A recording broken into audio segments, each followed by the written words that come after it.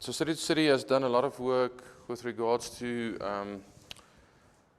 faith and as it relates to the workplace, given their proximity to New York and the work that people do there, the workaholics that lives in New York, like Ruth, testimony to the fact. But Tim Keller, as they planted Redeemer Presbyterian Church, found themselves engaging with the new believers that were coming across their way as they were sharing the gospel, preaching, loving the community, that the people really struggled to figure out, how does my Christianity relate to my time at work?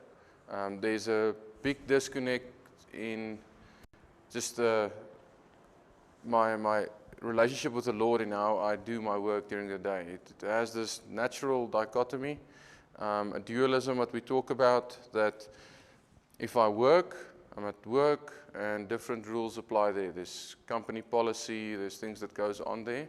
And then when I come to church on Sunday, it's the Christian world of loving the Lord and seeking Him and so forth. Traditionally in the West, when you talk about Christianity and the workplace, people would think it talks about just not stealing a pen, not being greedy for being a bad employee and wanting increase of pay constantly or anything like that. Those type of things. There was a lot of, which is all true things. One should not steal the pen at work or be greedy, or one should try and love and care for other people through the work and the profits the company makes. So kind of mercy and justice type things of uplifting the community and giving back to the community, paying your taxes. All those things are very important in the workplace, but is that enough? And that's kind of the question we want to talk about today as we talk about faith and work. And I also want to understand how it works here in Addis. What is the relationship between work, the physical work people do over here, whether it's the guys climbing on these buildings, busy building a building, or if it is the lawyers or the accountants, the auditors, the engineers, the farmers making us lovely injera, or teff, and then that becomes that, the people who bake us injera, the people who run the restaurants. What's the relationship between people running those businesses and doing that work and faith? What would you say in Addis? Is there a direct correlation in how the people doing that work see that work as glorifying towards God? So if that person is a Christian, would they see that that work that they're doing 8 to 5 or whatever their hours are is a direct glorification towards God in how they do that? Or is there a disconnect in that they think, well, this is my work, I earn money so that I can tithe to church on Sunday, and the pastors are the ones really glorifying God with what they do? What would you say? So literally surviving is the driving force of doing work, because otherwise I won't have something to eat. I don't even have the luxury to choose what I want to do for work. I need to find work so that I can get food on the table and carry on. That's more or less the idea. You see, so that already influences our view of work as well. Work in Addis, that there is a level of corruption, greed, injustice there in how you oppress the poor. No one can get access to work if you're not from my tribe or from my group, or the work we physically do is not enjoyable, it's mundane, it's not feeling like we're having any impact in the world. And then the critique, like we said, from the Christian world then is, from pastors, is that you are corrupt if you are in the workplace. So yeah, that's how culture has evolved in Addis, in that it's become this dichotomy, this dualism, in that you either work in the workplace to make money and make a lot of money so that you can live a life, or you give your life to service, Christian service, serving the church, serving the people of God. That's the two opposite ends and the two opposite things people pursue in a very simplified way here in Addis, which is something you find globally as well, but I think you have it even more separate from each other, because you have this very spiritual spiritual formation as Ethiopians, which I think is unique. Because the ultimate, I still think, in your culture is to become a very spiritual, influential person as one of the ultimates. You don't really hear people raving about the biggest guy in business in Addis. Or I've never heard that since being here. You'd rather hear this is a very influential church, or this is what a really influential pastor is, or a priest is, or the churches are just massive. Does that make sense? Is that somewhat true? So the problem with just living in a dualist world, obviously more critiques we can give, is that God never actually intended it to be so opposite from one another. That there would be actually a middle ground where it meets each other, and that it's reciprocal in that it helps each other and supports one another as well. There's no way that we can be sitting in this building here today without praising God for the science of keeping cement together and bricks being transported from place where they mine the bricks, the stone, the cement, the electrical wires, the lights. And now lights have changed our lives. Escalators, the guy who's developed that. All those things play a massive role that we can be organized and living here today and hear God's word speak. We're not saying that this is material and it's evil and it's all going to perish and become dust again. God actually gave us creative genius that these things would happen and take place. But more than that, even for Michael to be here or James or whoever, coming from the outside, people gave money to them and say, listen, the vision of the gospel is so compelling that I want to support my brother or my sister to go and do missions work somewhere else in the world, to serve other brothers and sisters and prospective brothers and sisters. People really believe that their work enables them to help promote the kingdom expansion project of God. Yes, they're not integral to that, but they play a massive role in that. So their work that they do, their 8 to 5, makes it possible for us to sit here as well and have some things that make sense. Does that make sense? There's a relationship. There's an interrelationship. There was non-Christians who worked on this building. There's non-Christians who, maybe migrant workers, I don't know. I haven't had time to look at all the workers. But there's so much diversity in how these things work. But we know the one who's created everything, the one who created heaven and earth. And therefore it forces us to actually have an appreciation of all these things, the material as well as the spiritual, and not over-spiritualize that which we do and neglect that which people do. If we look at flourishing, when our community flourish, suddenly the gospel permeates everything. The gospel speaks into every area of life. I mean, the gospel can't be the power of God if it's not speaking to someone cleaning the toilets today. If it's not speaking to someone who's doing the most mundane work in Addis today. It can't be the power of God if it's not speaking to that person, if it's not giving them hope. So we don't want to bend the gospel in the direction it's not wanting to go, but the gospel is the power of God that changes everything.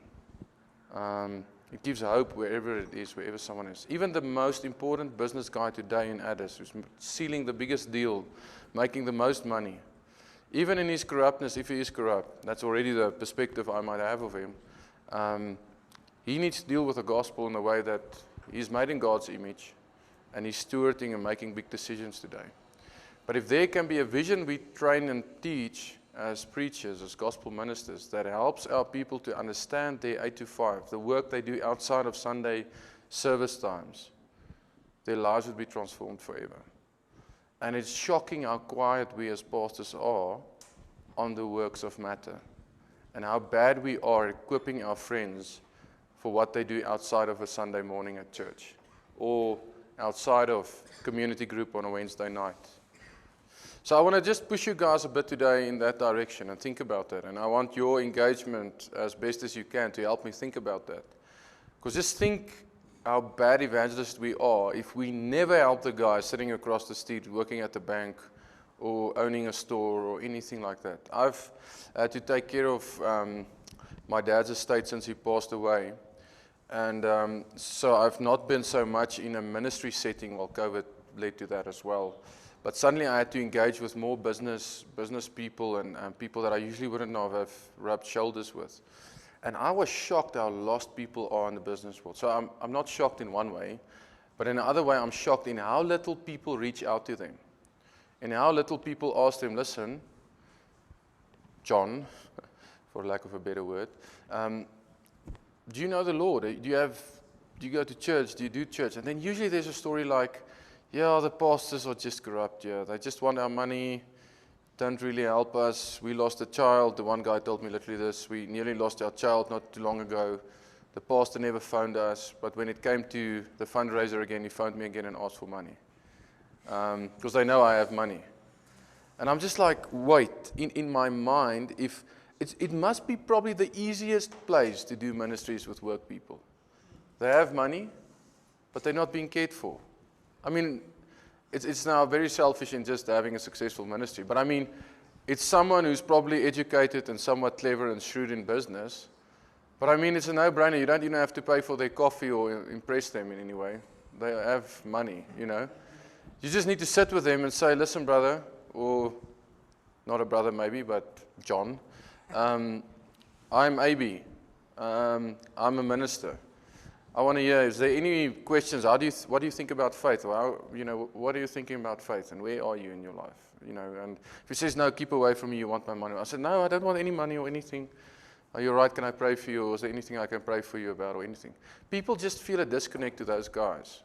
And if you take the percentage of Ethiopians today in Addis that are sitting in a workplace, it's like a lost mission field, which we're not preaching or teaching about or trying to engage.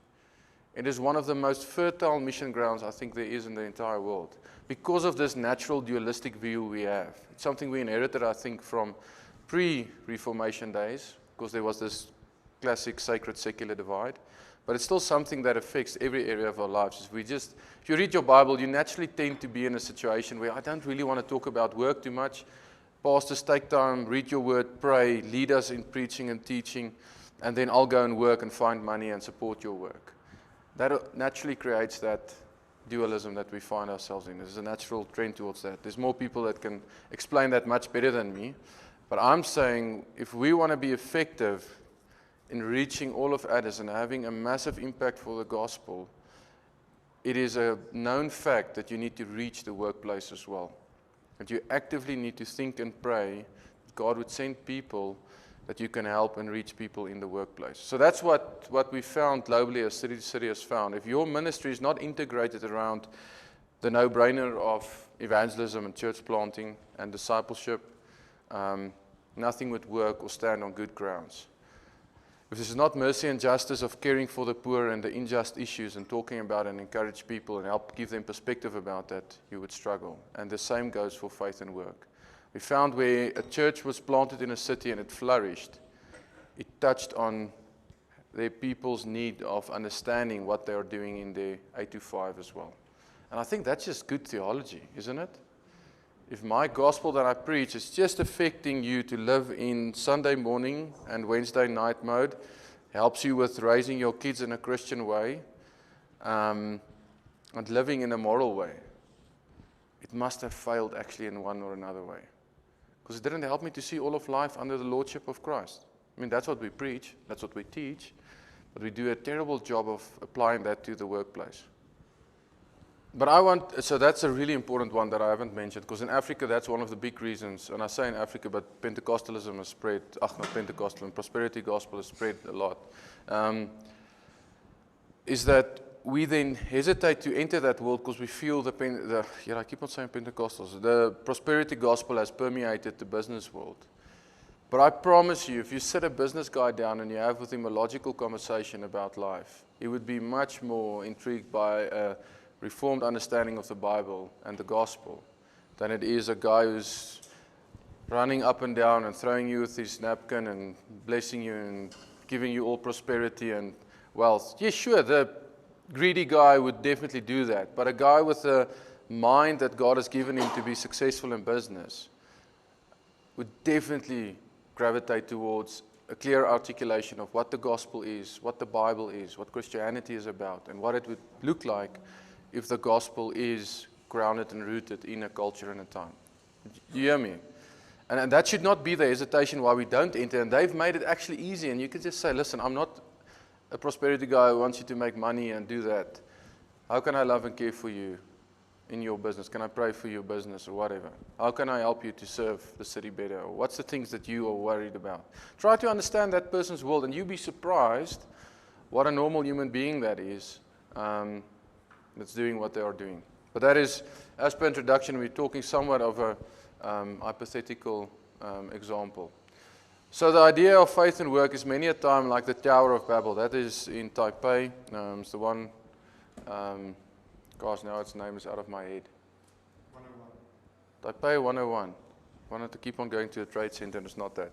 But that's the 101 in Taipei. But usually we think that when it comes to work, that there's this idea of the Tower of Babel. It's just about making as much as possible the workplace and making money, and it doesn't care about anything else. And I want to put a spin for us on that, in that God has other intended purposes for the workplace. Okay, so help me work on a theology of work, okay? You need to prove to me that the workplace is not evil and unjust, but it's something that God uses for His purposes as well. Which Bible passages would you go to? How would you convince me? Genesis? Where in Genesis? So how much of that work that God gave Abram was spiritual work? And how much was physical work in Genesis 1 and 2? So we see in the garden actually the pattern of what work actually is, and how that fits in with God's purposes. We made it separate. We made it separate in saying here's a difference between the two. And it actually, if you want to make just that face level argument, you basically say all the work, actually all that God commanded Abram was physical in nature. It was spiritual in that all that they do was glorifying to God, because that's what He commanded them, glorify them. It was spiritual, it was worship as they worked in the way God commanded them. If you just go through Genesis 1 and 2 and you count the word work, you'll be surprised, or referring to work in how God worked and created, His creative genius in working, and the beauty of resting as well. And God wasn't tired because He was sinful. I mean, it's the living God who created heaven and earth. He rested. That's a rhythm that was given before the fall even. That was the rhythm that God created it to be. And He worked. For 6 days He worked, and He rested on the seventh and looked at His work and marveled at what He has done. So work, God worked. He gave the Imago Dei, being made in the image of God, to Adam and Eve to work. He gave them the privilege to work.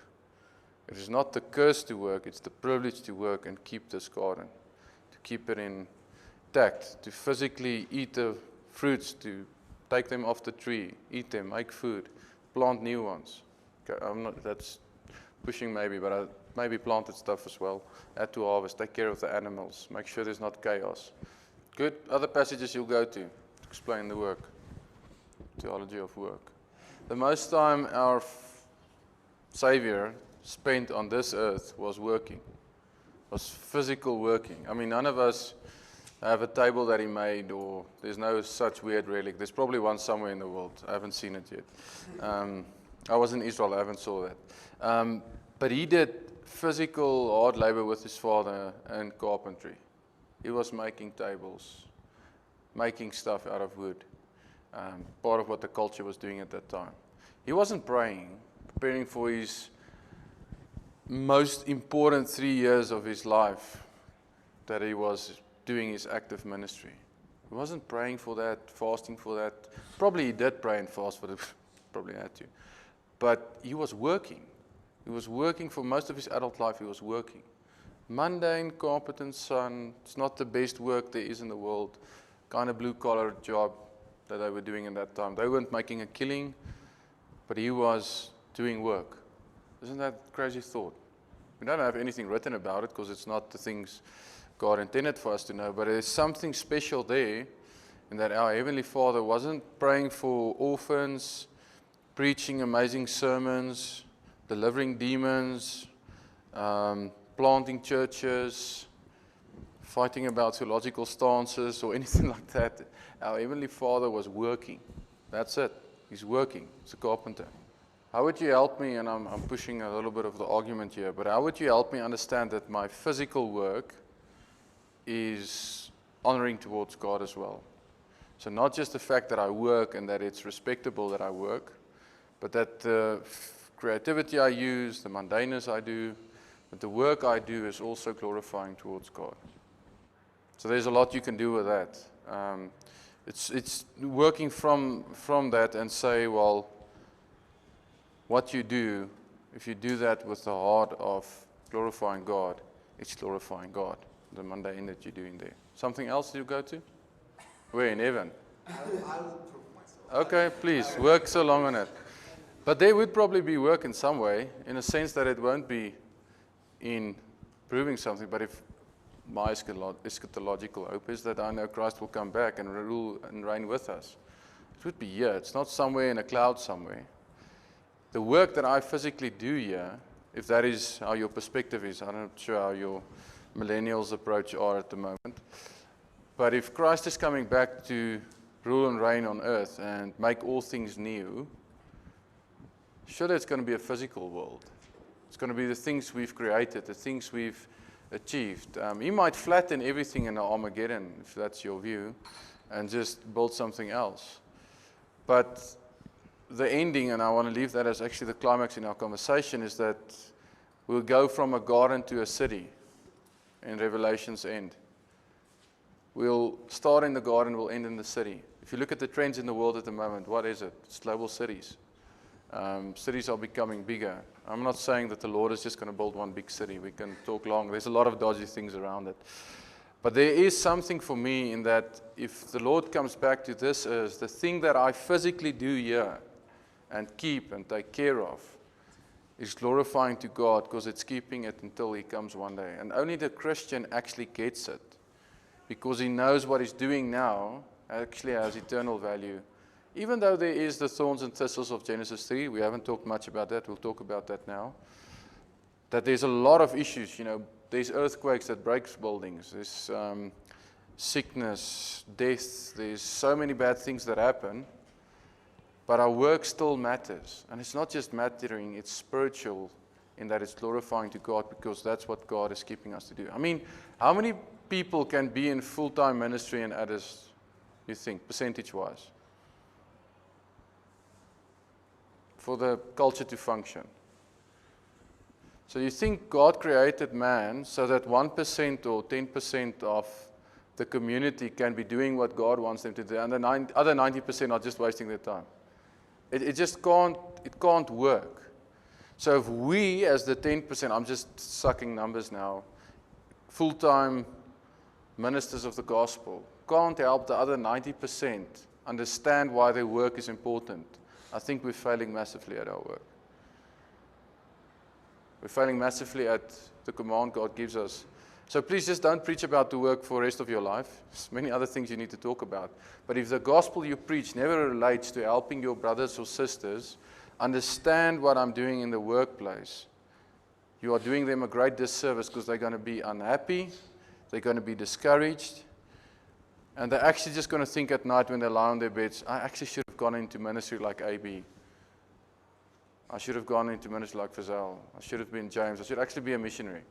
You know what I'm saying? So if you can help, and it's not a strategy for making money in ministry or getting money for your fundraiser or whatever, but if you can help your brothers and sisters understand what God's purposes are for them in the workplace, you'll free them up in ways that you've not actually known. And that's the gospel permeating all of life, being the power of God affecting everything. It's not spiritual that it will save you, but it's spiritual in the sense that it glorifies God in how you create for the 6 days and the rest of the 7th day as well.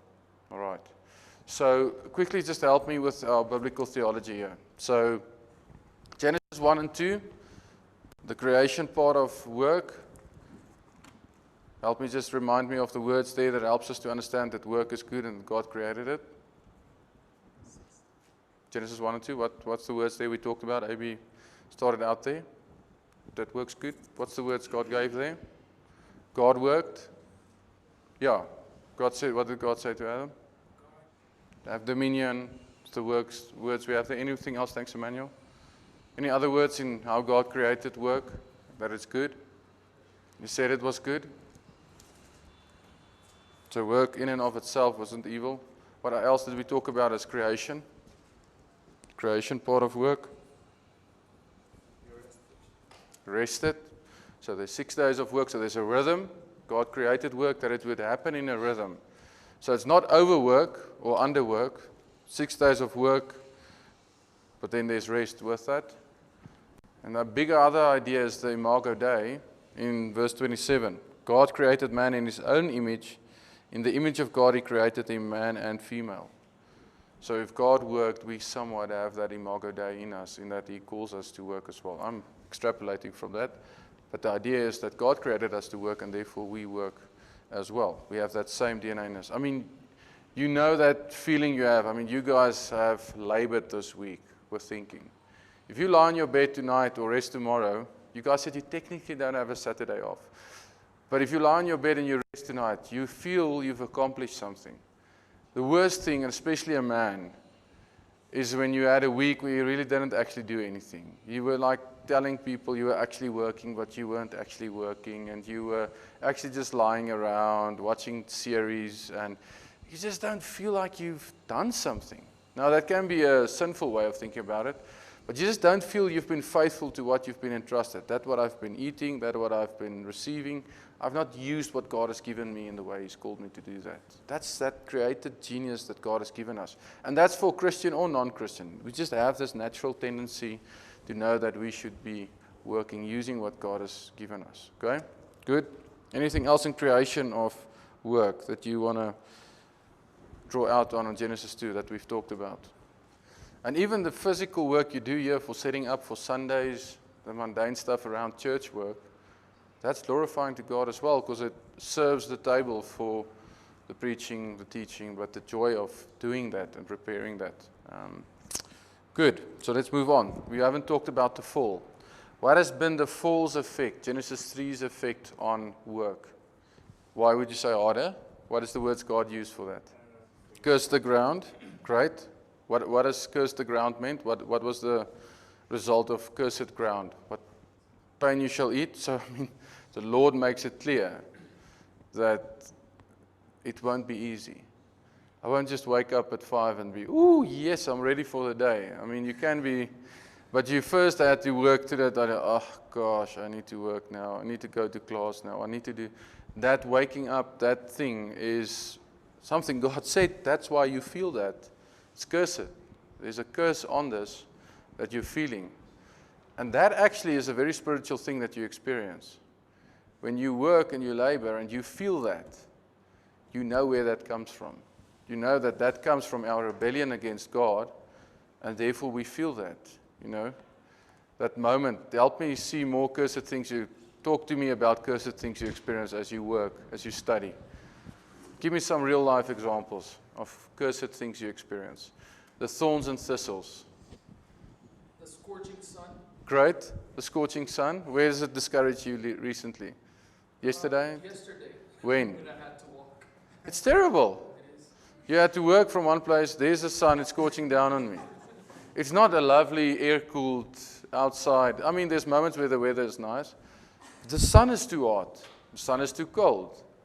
It's raining. It's snowing. It's a terrible disaster that breaks out.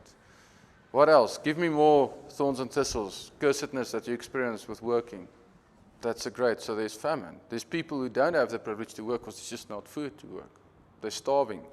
Unemployed people. That's cursed. There's not enough work. I mean, it's the big talk in the global world is unemployment.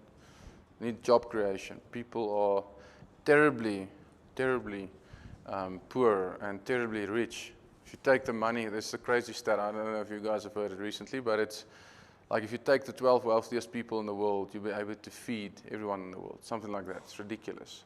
You'd be able to give everyone else in the world will have something to eat. I mean, the world is just cursed in how there's some people who just have so much, and then we tell the rich people only give like 1% of what you make to the poor, and then you feed so many people, but then you still have 99% for themselves that they just use gluttonously on themselves and their purposes. So cursedness is everywhere. I mean, I take the power that drops I need to communicate back home, and then the Wi-Fi goes down, I can't send my email. Or something gets corrupt on my computer, or my battery goes flat, or the car's wheel break down. There's so much cursedness in this world. It's like the Lord has literally cursed it in how we've rebelled against Him, and we're dealing with this cursedness that's everywhere. And I don't think we appreciate that enough some days. Because sometimes I see the cursedness, and I get so discouraged, and I want less cursedness in my life.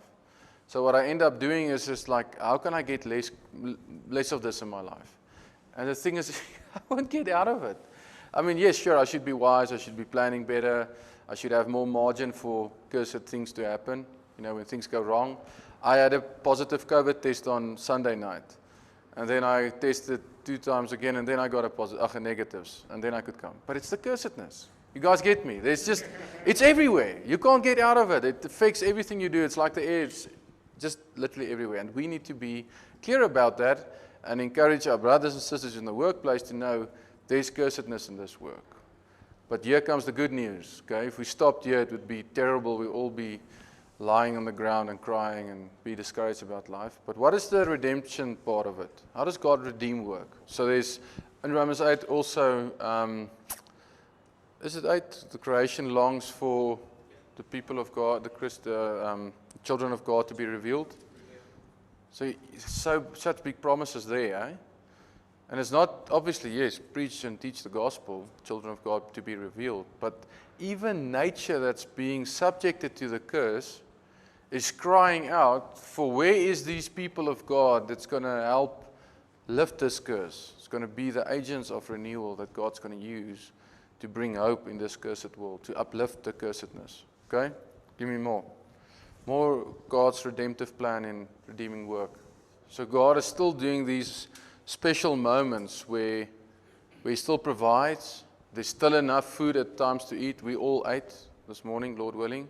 There was still something to eat. In the midst of the cursedness, it's still not overwhelming that so there's a war at this moment in Ethiopia, but the cursedness is still not at such a level that we're all starving at this stage. People are starving, but God is still working and providing in many gracious ways to us that we can continue to work on, carry on, work through, do what's next, and so on and so forth.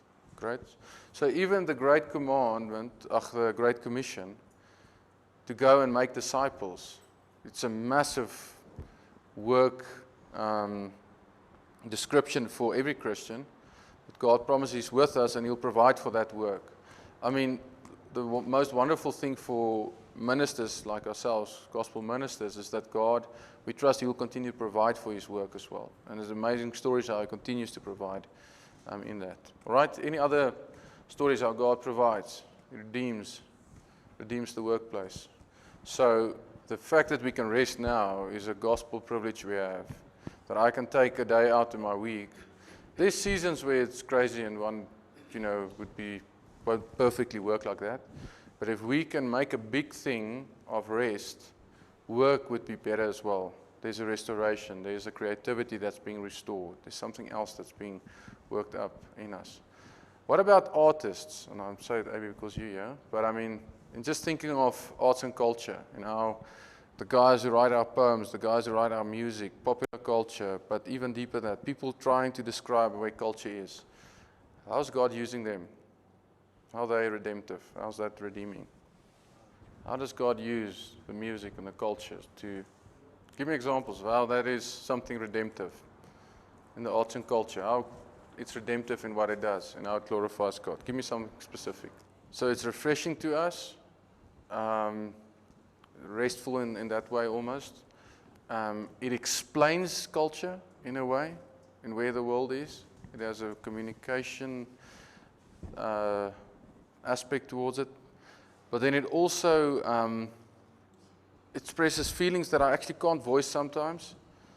But I would even go that even secular cultural music sometimes, most times, are actually more honest in where culture is and describing things of culture that's good and bad as being something that is redemptive, but many times that's just unhelpful. So we know there's many bad things that music can achieve, but it's become a thing that we call as Christians something that's secular, ungodly, unhelpful, but our creativity is just not inspired with how we make music and how we do things. Whereas those who really nail it, who really get it, to just articulate something of culture, has a much more powerful way of getting a truth across, or something that is out there. But not all of it is good. But that's our problem sometimes. Christians are known globally for being critical of the arts and culture, and it's just so sad. Whereas not all known art pieces in the world, but a lot of that was done by Christians when they got the gospel for the first time. They were blown away. They were drawing pictures of how heaven is like. They were inspired towards creativity, to do something, to glorify God by singing about it, writing about it, building something towards that. You hear what I'm saying? Our God redeems that in how we recreate and actually sing back to Him by what we are doing. I'm going on a tangent there. Okay, lastly, and that's just for landing our plane, is where we'll be ending when God restores everything. Where would be final restoration? What do we have as that picture? How would final consummation look like of work? So let me read for us, and we'll end there. Revelation 21, we just last thoughts on that. Revelation 21 from verse 9. Then came one of the 7 angels who had the 7 bowls full of the 7 last plagues and spoke to me, saying, Come, I'll show you the bride, the wife of the Lamb. And he carried me away in the Spirit to a great high mountain, and showed me the holy city Jerusalem, coming down out of heaven, coming down from God, having the glory of God, its radiance like a most rare jewel, like a jasper, clear as a crystal. It had a great high wall with 12 gates, and at the gates 12 angels, and on the gates the names of the 12 tribes of the sons of Israel were inscribed.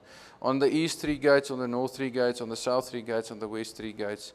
And the wall of the city had 12 foundations, and on them were 12 names of the 12 apostles of the Lamb. And the one who spoke with me had a measuring rod of gold to measure the city and its gates and its walls. The city lies 4 square, its length the same as its width, and they measured the city with its rod, 12,000 stadia, and its length and width and height are equal. He also measured its wall, 144 cubits, by human measurement, which is also an angel's measurement. The wall was built of jasper, while the city was pure gold, like clear glass. The foundations of the wall of the city were adorned with every kind of jewel. First was jasper, the second sapphire, the third agate, and the fourth emerald, the fifth onyx, and the sixth carnelian, the seventh chrysolite, the eighth beryl, the ninth topaz, the 10th chrysoprase, the 11th jacinth, the 12th amethyst, and the 12 gates were 12 pearls, and each of the gates made a single pearl, and the street of the city was pure gold, like transparent glass. And I saw no temple in the city, for its temple is the Lord God the Almighty and the Lamb. And the city has no need of sun or moon to shine on it, for the glory of God gives it light, and its lamp is the Lamb. By its light will the nations walk, and the kings of the earth will bring their glory into it, and its gates will never be shut by day, and there will be no night there. They will bring into it the glory and the honor of the nations, but nothing unclean will enter it, nor anyone who does what is detestable or false, but only those who are written in the Lamb's book of life. All right, so there's a physical city with amazing, incredible walls, with amazing, incredible gates, with all these crystals, with all these precious stone. All the kings will bring their glory. Everything they've done and labored and accomplished will come there. And only those who are the children of God will be there. The nations, every diversity, everything God made in His creative genius would be there. Everything that's precious, everything that was mined, everything that was found would be there. That's where we're going by God's grace. It's to this city, a physical city that was made. So I want to end there and encourage us as we think of where this all is going to. It's not that we all will just sit in a temple and worship and see God's glory. He says there's no temple. We'll look at God's radiant glory and just be blown away. But it would be in a physical city. There will be, all of us in our uniqueness would be there and observing just the glory of God. So work just not only matters, but it's integral to what there is in that day. I don't know how much work there will be. I don't know what exactly that would be. But work is integral to glorifying God.